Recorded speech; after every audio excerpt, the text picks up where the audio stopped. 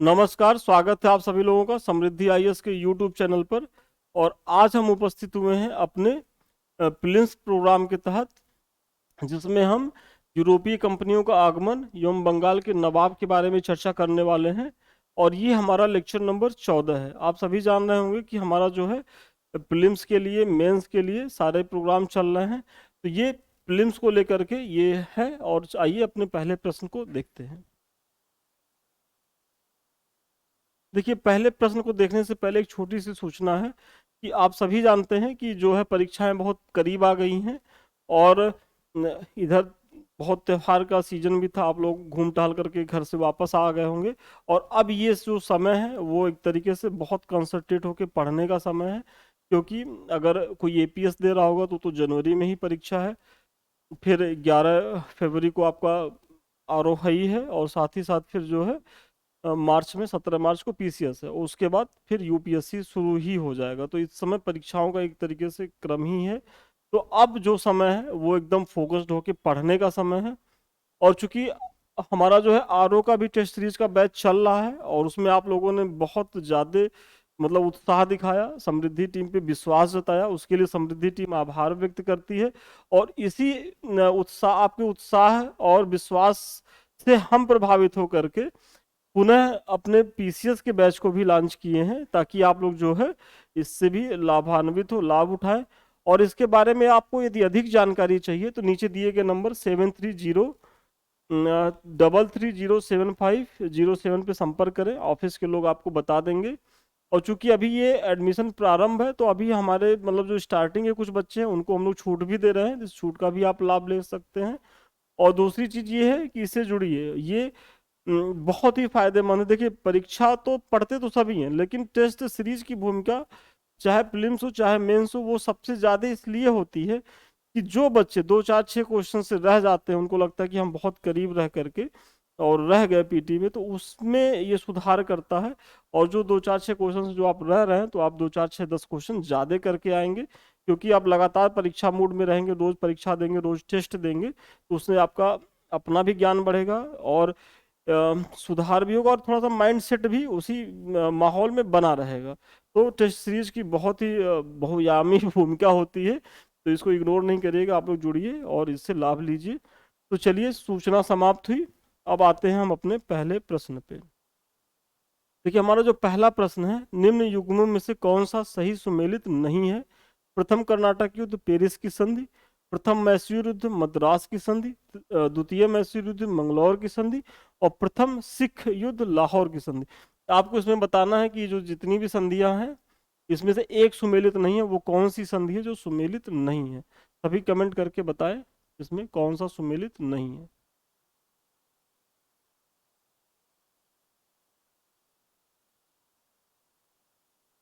सभी कमेंट करें, 10 सेकेंड है आप लोगों के पास। और देखिए, कमेंट सबको करते रहना है।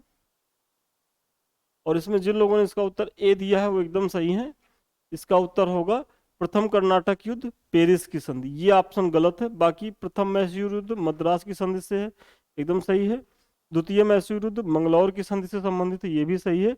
और प्रथम सिख युद्ध जो है वो लाहौर की संधि से है, ये भी सही है।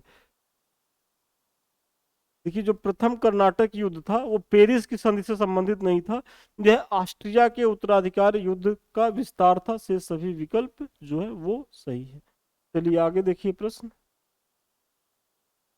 1510 ईस्वी में किसने गोवा पर कब्जा कर लिया? क्रिस्टी डी कुन्हा, अल्मीडा, जीवाओ डा नोवा, अल्फांसो डी अल्बुकर्क। देखिए, ये सब विदेशी हैं, इन लोगों का नाम थोड़ा टफ होता है। तो बताइए, ये जो पुर्तगाली हैं सब, इसमें कौन सा उत्तर होगा? क्रिस्टी डा कुन्हा, अल्मीडा, जीवाओ डा नोवा, अल्फांसो डी अल्बुकर्क। आपको इसका उत्तर बताना है कि किसने जो है 1510 ईस्वी में गोवा पर कब्जा किया था। सभी कमेंट करिए। बहुत आसान सा क्वेश्चन है, ये तो किसी का गलत नहीं होना चाहिए। और इसमें जिन लोगों ने इसका उत्तर डी दिया है वो एकदम सही है, अल्बुकर्क है। और थोड़ी सी इसकी व्याख्या आप लोग देखें। देखिए, 1510 ईस्वी में अल्बुकर्क ने गोवा पर कब्जा कर लिया, जो बीजापुर के सुल्तान का प्रमुख पत्तन था। मतलब 1510 ईस्वी, ये डेट मतलब ये सन याद रखिएगा, 1510 ईस्वी। और गवर्नर कौन था उस समय, हेड कौन था, सेनापति कौन था, तो अल्बुकर्क थे। और ये जो गोवा जो एक तरीके से समुद्री कोस्टल एरिया है, तो उस पे अधिकार किसका था, तो बीजापुर के सुल्तान का अधिकार था। अब आप लोगों के लिए एक होमवर्क है कि आप लोग को ये बताना है कि बीजापुर के उस समय के तत्कालीन सुल्तान का नाम क्या था, जिसके समय में अल्बुकर्क ने 1510 ईस्वी में गोवा का एक तरीके से अधिग्रहण किया था। अल्बुकर्क 1509 ईस्वी में भारत में वायसराय नियुक्त हुआ। इसे भारत में पुर्तगाली साम्राज्य का वास्तविक संस्थापक माना जाता है। बहुत ही महत्वपूर्ण है कि आपसे ये भी पूछ सकता है आयोग कि कभी भी कि पुर्तगाली जो साम्राज्य है उसका वास्तविक संस्थापक किसे माना जाता है। जैसे आप सल्तनत काल में पढ़ते होंगे कि दिल्ली का जो है वास्तविक संस्थापक, जो सल्तनत का जो था उसका संस्थापक तो इल्तुतमिश को जो माना जाता था, तो उसी तहत यहाँ भी है। तो अगर पुर्तगाली साम्राज्य का जो संस्थापक, वास्तविक संस्थापक था, अल्बुकर्क था, और इसने 1510 ईस्वी में बीजापुर के शासक आदिल शाह यूसुफ से गोवा छीना था। देखिए आपको हम होमवर्क दिए, लेकिन हम नीचे आपको बता भी दिए। इसमें कौन शासक थे बीजापुर के सुल्तान, आदिल शाह अल्बुकर्क थे। तो ये आप लोग देख लीजिएगा। चलिए अगला प्रश्न देखिए आप लोग। कलकत्ता की स्थापना से पूर्व बंगाल में अंग्रेजों की सर्वाधिक बड़ी बस्ती कौन थी? कासिम बाजार, चटगांव, हुगली, मुर्शिदाबाद। जल्दी से आप लोग कमेंट करके बताइए कि कलकत्ता से पूर्व कलकत्ता की स्थापना से पूर्व बंगाल में अंग्रेजों की सर्वाधिक बड़ी बस्ती कौन थी? बैठोगे। कासिम बाजार, चटगांव, हुगली, मुर्शिदाबाद। जल्दी से आप लोग कमेंट करके इसका उत्तर बताइए। सभी को कमेंट करते हैं, करते रहना, बताइए जल्दी से।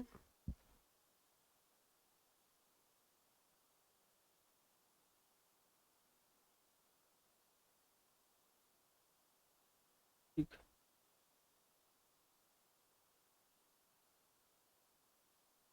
3 नंबर सभी लोग कमेंट करके बताएं, 3 नंबर क्या होगा। और इसमें जिन लोगों ने इसका उत्तर सी बताया वो एकदम सही है। इसका उत्तर होगा हुगली।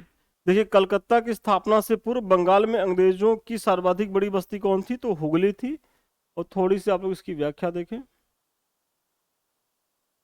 देखिए यूरोपीय वाणिज्यिक कंपनियों में अंग्रेजी कंपनी सर्वाधिक सफल रही। आप सभी जानते हैं कि भाई आने को तो पुर्तगाली भी आए, डच भी आए, डेन भी आए, फ्रांसीसी भी आए, सब आए, लेकिन सफल कौन रहा? सफल अंग्रेजी रहे, क्योंकि हम लोग उसी के उपनिवेश बने।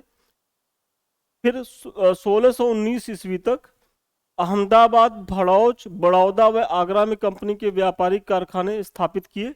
इन सभी व्यापारिक कोठियों का नियंत्रण सूरत से होता था। ये एक महत्वपूर्ण फैक्ट है। और फिर अगला क्या है कि शाहजहां ने पुर्तगालियों से नाराज होकर बंगाल के सीमित क्षेत्र में व्यापार करने की अनुमति किसको दी थी? अंग्रेजों को दी थी। मतलब आप सभी जानते हैं पुर्तगाली चूंकि पहले आए, और पुर्तगाली एक समय तक बहुत ज्यादा यहाँ पावरफुल भी थे, लेकिन उसके बाद होता क्या है कि शाहजहां से इनके संबंध बिगड़ते हैं और इन्होंने नाराज होकर के अंग्रेजों को भी मतलब कुछ क्षेत्रों में जो है बंगाल के वो फैक्ट्री बनाने की अनुमति दी। और अंग्रेजों ने हुगली में अपनी सबसे बड़ी बस्ती का निर्माण किया था कलकत्ता बनने के पहले। मतलब हुगली ही उनका सबसे बड़ा व्यापारिक केंद्र था। बहुत ही महत्वपूर्ण क्वेश्चन था। चलिए अगले क्वेश्चन को देखिए आप लोग। निम्न घटनाओं पर विचार करें तथा उन्हें काला क्रमानुसार व्यवस्थित कीजिए एवं नीचे दिए गए कूट का प्रयोग कर सही उत्तर का चयन करिए। श्रीरंगपट्टनम की संधि, सूरत की संधि, सालबाई की संधि, बसीम की संधि। आप लोग को बताना है कि कौन सी संधि पहले हुई, उसके बाद कौन सी, और उसके बाद और सबसे अंतिम में। और कूट का प्रयोग करके बताइए कि कथन कूट ए सही है, बी सही है, सी सही है, डी सही है। सभी लोग इसका उत्तर बताएंगे कमेंट करके। ध्यान से पढ़िए, बताइए।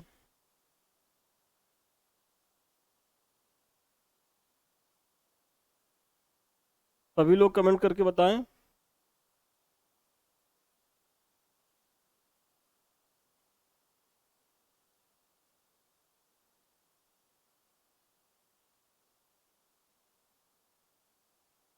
4 नंबर सभी बताएं।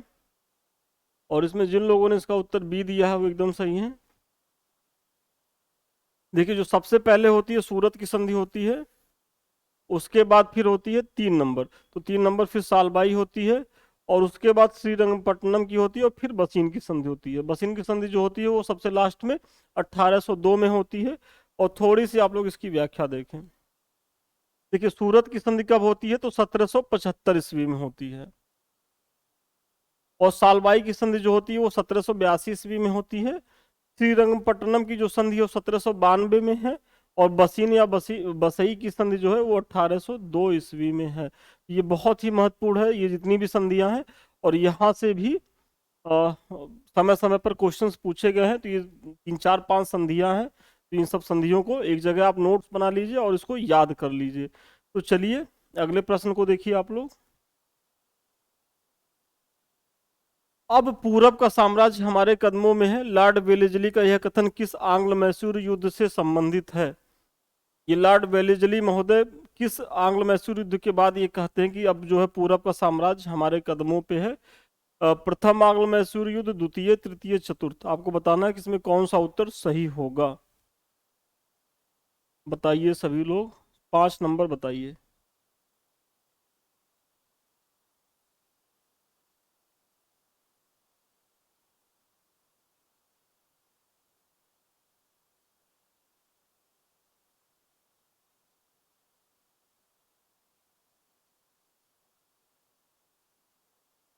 5 नंबर बताएं सभी लोग, इसका उत्तर क्या होगा। और इसमें जिन लोगों ने इसका उत्तर डी दिया है वो एकदम सही है। क्योंकि आप सभी जानते हैं कि चतुर्थ जो चौथा जो आंग्ल मैसूर युद्ध हुआ था उसमें जो है टीपू सुल्तान की हार हुई और उनकी उसमें डेथ भी हुई थी।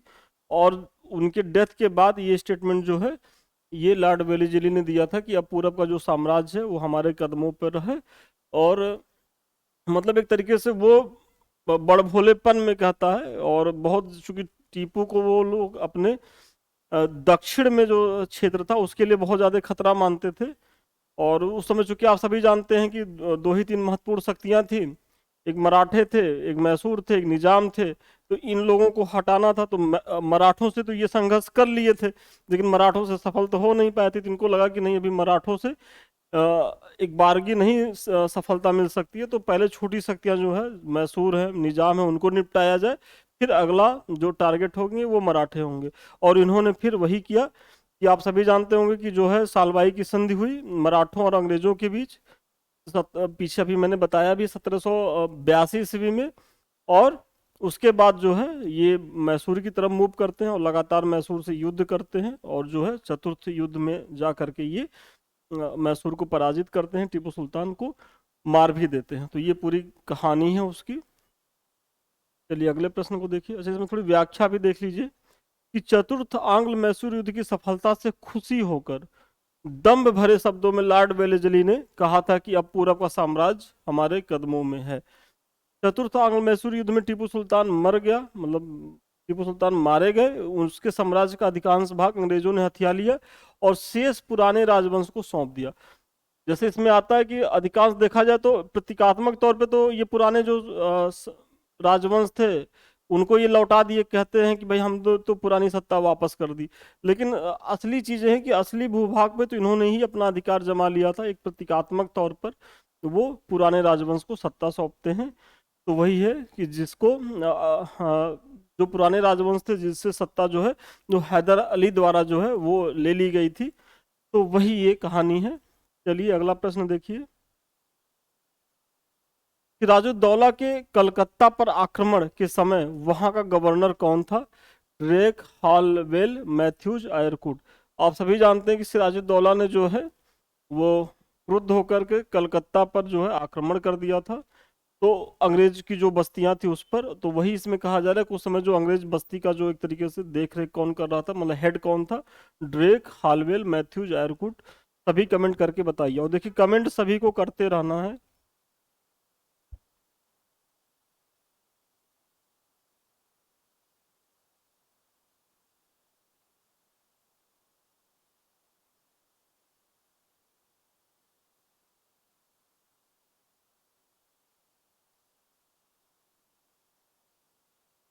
और इसमें जिन लोगों ने इसका उत्तर ए दिया है वो एकदम सही है। इसका उत्तर होगा ड्रेक। और थोड़ी सी आप लोग इसकी व्याख्या देखें। देखिए 16 जून 1756 को सिराजुद्दौला ने कोलकाता पर आक्रमण करके उसे अंग्रेजों से मुक्त करा दिया। कब किया था? 16 जून 1756। ये डेट भी याद रखिएगा क्योंकि बहुत संभावना है कि यहाँ से भी प्रश्न पूछे। उस समय कोलकाता, मतलब उस समय तो कलकत्ता था, वर्तमान में कोलकाता है, तो उस समय कलकत्ता का जो गवर्नर था वो ड्रैक था, और वो भाग कर कहाँ चला गया था? तो वो भाग करके फुल्टा द्वीप पे चला गया था। तो ये भी है कि वो भाग करके फुल्टा द्वीप में जो है वो शरण ली थी। चलिए अगला प्रश्न देखिए आप लोग। डलहौजी की सबसे भयंकर राजनीतिक भूल सिद्ध हुई। पंजाब का अधिग्रहण, निचले वर्मा पर अधिकार, गोद लेने की प्रथा का निषेध, अवध का अधिग्रहण। आपको बताना है कि जो डलहौजी थे उनकी जो सबसे बड़ी भूल इस चारों में से कौन थी? देखिए भूल तो सभी थी, लेकिन इसमें भी अगर देखा तो सबसे बड़ी भूल कौन सी थी? आप कमेंट करके बताएं। 7 नंबर। और कमेंट सभी को करते रहना है, कमेंट करके बताइए किसका उत्तर क्या होगा। 7 नंबर।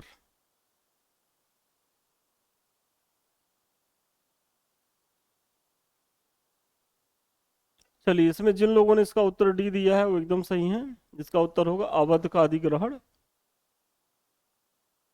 देखिए 13 फरवरी 1856 ईस्वी को, ये तारीख बहुत याद कर लीजिए क्योंकि बहुत बार तो यही पूछा जाता है कि कब अधिग्रहण हुआ था। तो अवध का तो 13 फरवरी 1856 ईस्वी को लॉर्ड डलहौजी ने कुशासन का बहाना बनाकर अवध के नवाब वाजिद अली शाह को सिंहासन छोड़ने को कहा। मतलब लॉर्ड डलहौजी थे, आप बहाना क्या बनाया कि जो है कुशासन है, मतलब आप जो है सही से शासन नहीं कर रहे हैं, भ्रष्टाचार है, लूटमार है, हत्या है, सारी चीजें हैं, और ये अपने आप को बहुत शासन वाला समझते थे। और उस समय अवध के नवाब कौन थे? वाजिद अली शाह थे। इनको कहा कि अब आप जो है सिंहासन छोड़ दीजिए। और यह विलय डलहौजी की सबसे बड़ी भूल थी क्योंकि इसके बाद कंपनी के प्रति देसी रियासतों का विश्वास तेजी से घटा एवं कुछ समय बाद 1857 का विद्रोह हो गया। क्योंकि 1856 के बाद आप देख रहे होंगे कि एक बहुत बड़ी घटना होती है, 1857 का विद्रोह। और उस विद्रोह में एक तरीके से देखा जाए तो अवध का जो ये अधिग्रहण है बहुत निर्णायक भूमिका निभाता है, क्योंकि इसने जो है वहाँ के जो रियासतें हैं उनमें तो असंतोष भरा ही भरा। साथ ही साथ इसने चूंकि आप सभी जानते हो कि जो ब्रिटिश सेना थी उसमें कहाँ के लोग ज्यादा थे? अवध क्षेत्र, मतलब अवध के क्षेत्र के थे, बिहार के लोग थे, ज्यादा से ज्यादा सेना में थे। तो इन लोगों ने भी, चूंकि एक नवाब के साथ इन लोगों की सहानुभूति थी, और नवाब कहीं ना कहीं इनसे बेहतर काम भी कर रहे थे, ऐसा नहीं है। वो लोकप्रिय थे, वाजिद अली शाह जो थे वो लोगों के बीच लोकप्रिय भी थे। तो उन सैनिकों के भी मन में असंतोष गया कि भाई इस तरीके से जो है ये हमारे जो है जो नवाब हैं, जो हमारे रियासत के हेड हैं, उनके साथ ये बहुत मिसबिहेव किए। तो सेनाओं में आक्रोश हुआ, रियासतों में आक्रोश हुआ। तो इन सभी का सम्मिलित जो कारण था एक तरीके से, जो 1857 के पहले इन्होंने जो एक तरीके से बारूद इकट्ठा कर लिया था, तो ये जो अवध का अधिग्रहण है एक तरीके से आप कह सकते हैं कि वो जो है वो उसमें चिंगारी देने के काम किया कि फिर तो शुरू ही हुआ। और बाद में तो मंगल पांडे के नेतृत्व में कहानी कुछ और ही होती है, तो उधर नहीं जाएंगे, विषेत्तर हो जाएगा। तो चलिए ये हो गया। अगला प्रश्न देखिए आप लोग। आंग्ल मराठा युद्ध से संबंधित निम्नलिखित संधियों पर विचार करें। अर्जुन गांव की संधि, देव गांव की संधि, बसीन की संधि। देखिए ये 3 संधियां हैं जो मराठा पेशवा और सरदारों के साथ की गई हैं। आपको इसमें बताना है कि सबसे पहली संधि कब हुई, उसके बाद कौन हुई, उसके बाद कौन हुई। और मैं इसलिए इस सब प्रश्नों को डील कर रहा हूं क्योंकि अब बहुत संभावना है कि ऐसे प्रश्न पूछे जाए। और आप अगर इधर का ट्रेंड एनालिसिस कर रहे होंगे 1-2 साल के परीक्षाओं का, तो आपको लग भी रहा होगा कि अब जो प्रश्न है वो यहाँ से पूछे जा रहे हैं। तो चलिए आप लोग बताइए कूट के माध्यम से कि ए सही है, बी सही है, सी सही है, डी सही है। 8 नंबर सभी कमेंट करके बताएं। देखिए सेकंड लास्ट है, घबराना नहीं है, आराम से बताइए, जल्दबाजी नहीं है।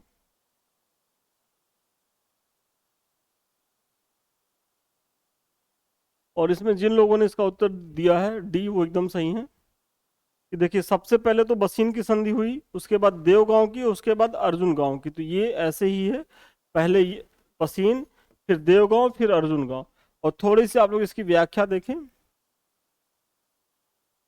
देखिए जो बसीन की संधि है वो 31 दिसंबर 1802 को अंग्रेज तथा पेशवा बाजीराव द्वितीय के बीच हुई। ये अपने आप में ही बहुत महत्वपूर्ण फैक्ट है। ये पूछ सकता है कि बसीन की संधि किसके बीच हुई, तो अंग्रेज और कौन सा पेशवा था, तो बाजीराव द्वितीय के बीच हुई। कब हुई, तो 31 दिसंबर 1802 को हुई। फिर देवगांव की जो संधि हुई, ठीक करीब करीब एक साल के बाद 17 दिसंबर 1803 में भोसले और अंग्रेजों के बीच हुई थी।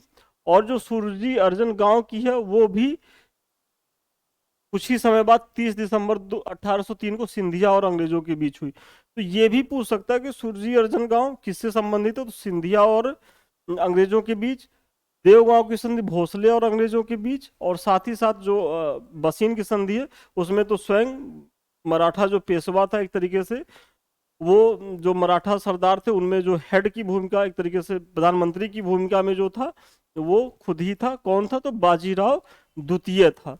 तो आपको अब कंफ्यूजन नहीं होगी इन संधियों के बारे में। और इसीलिए हम कहते हैं कि व्याख्या को तो बहुत ध्यान से देखिए, क्योंकि बहुत संभावना है कि व्याख्या से प्रश्न बने और यहां से पूछ ले कि भाई देवगांव की संधि किसके किसके बीच हुई थी। अब दे देगा कि होलकर और सिंधिया, भोसले नहीं, होलकर और अंग्रेज, भोसले अंग्रेज, सिंधिया अंग्रेज। तो आपको कंफ्यूज नहीं होना है, तो ये सब चीजें ध्यान से पढ़िएगा। निम्नलिखित में से कौन सा गवर्नर जनरल अंग्रेजों के अतिरिक्त अंग्रेजी के अतिरिक्त अरबी, फारसी, बंगाली भाषा का जानकार था। आपको बताना है कि वो कौन सा गवर्नर जनरल था जो अंग्रेजी तो आती ही थी भाई, उसकी तो मातृभाषा थी, लेकिन साथ ही साथ अरबी भी जानता था, फारसी भी और बंगाली भी। और अब आयोग ऐसे भी प्रश्न पूछ रहा है, तो बहुत संभावना है कि इस बार ये प्रश्न पूछा जाए। Robert Clive, Lord Cornwallis, Lord William Bentinck, Warren Hasting. जल्दी से कमेंट करके बताइए, सेकंड लास्ट क्वेश्चन है, आराम से बताइए। 9 नंबर, 9 नंबर सभी बताएं कमेंट करके।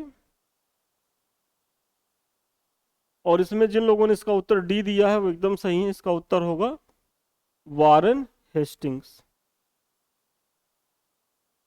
देखिए, वारन हेस्टिंग्स ने प्राचीन विधाओं तथा साहित्य को संरक्षण प्रदान किया।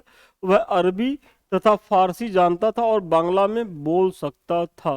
मतलब जो वारन हेस्टिंग थे वो अरबी फारसी जानते थे, बांग्ला में बातचीत कर सकते थे। इसने ही चार्ल्स विल्किंस के गीता के प्रथम अनुवाद की भूमिका लिखी थी।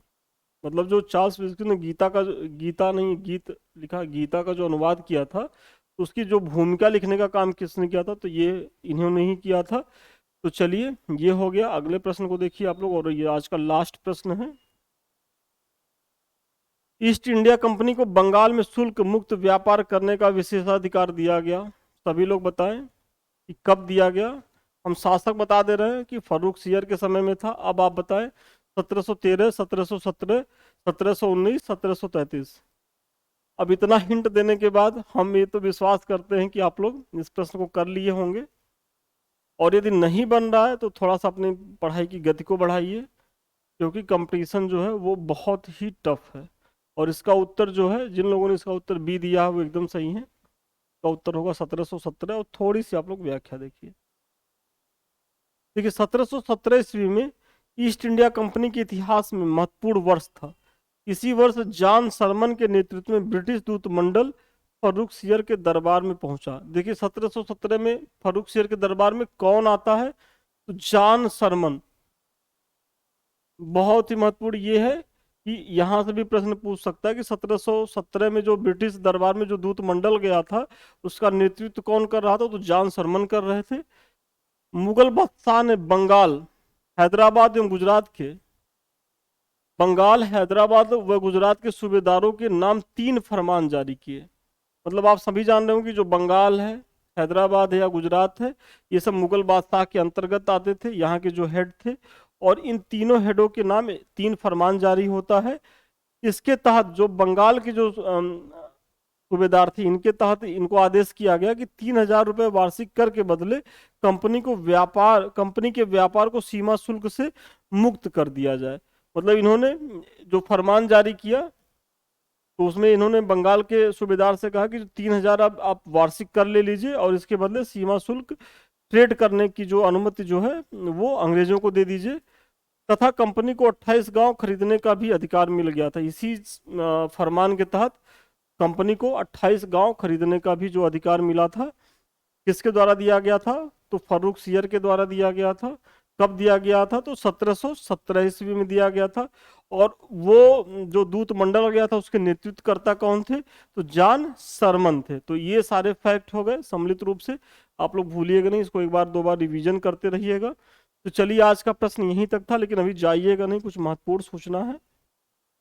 हाँ, इसके बारे में तो मैं बता ही दिया हूँ। अधिक जानकारी के लिए आप 7303307507 पे संपर्क करिए और जानकारी दीजिए।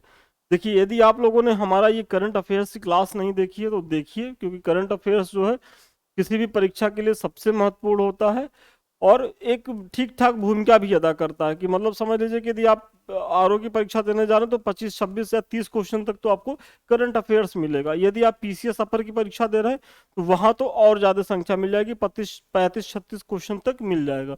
और इसमें हमने बहुत ही महत्वपूर्ण टॉपिक को कवर भी किया है, तो यदि आपने नहीं देखा होगा तो जरूर देखें। और सबसे अंतिम में सबसे जो महत्वपूर्ण है, ये हमारे समृद्धि आईएएस का टेलीग्राम चैनल है। इसे आप लोग लाइक करिए, सब सारी इससे आप लोग जुड़िए। वो इसलिए जुड़िए क्योंकि यहाँ जो भी हमने पढ़ाया है, हम अपनी टीम से ये कहते हैं कि इसका पीडीएफ जो है वहाँ डाल दें, ताकि आप लोग उसका रिवीजन कर लीजिए साथ में। अगर आप मेंस आंसर राइटिंग कर रहे हैं तो आप पीडीएफ बना करके भेजेंगे तो हम उसकी मार्किंग भी कर देंगे, क्योंकि ग्रुप में और भी बच्चे जो है वो आंसर राइटिंग कर रहे हैं। तो आपको एक स्वस्थ प्रतिस्पर्धा भी इस ग्रुप में देखने को मिलेगी। और साथ ही साथ, चूंकि आप सभी जान रहे हैं कि भाई पीटी का इधर एकदम माहौल है, तो उस माहौल में समृद्धि भी अपने स्टूडेंट्स के लिए, अपने बच्चों के लिए बहुत एफर्ट लगा रही है। तो हम यहाँ time to time quiz test भी ऑर्गेनाइज करवा रहे हैं। और हमको तो ये लग रहा है कि वहां से बहुत ज्यादा आप लोग को लाभ मिलने वाला है। तो उसमें पीवाईक्यू भी हम कवर कर रहे हैं, संभावित प्रश्न भी कवर कर रहे हैं। तो टेलीग्राम की तो बहुआयामी भूमिका है। और अंतिम में ये हमारा यूट्यूब चैनल है, इसे आप लोग लाइक करिए, सब्सक्राइब करिए, शेयर करिए। ये आप ही का चैनल है और इसे आप ही को आगे बढ़ाना है। तो चलिए, आज के लिए इतना ही। फिर जल्दी मिलते हैं नए वीडियो में नए क्लास के साथ। तब तक के लिए शुभकामनाएं। धन्यवाद आपको।